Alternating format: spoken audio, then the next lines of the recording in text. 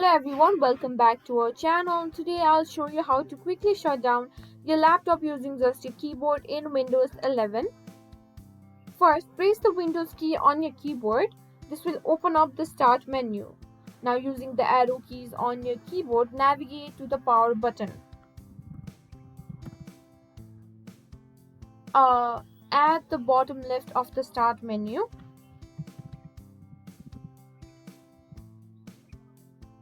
press the right arrow key once the power to open the power options. Once you're on the power options menu, use the arrow keys to shut down. Press enter to confirm your selection. Windows will then ask you to confirm if you want to shut down your laptop.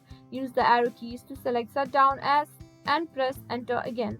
And that's it, your laptop will now begin shutting down.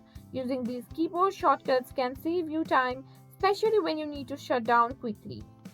And that's all there is to it. I hope this video helped you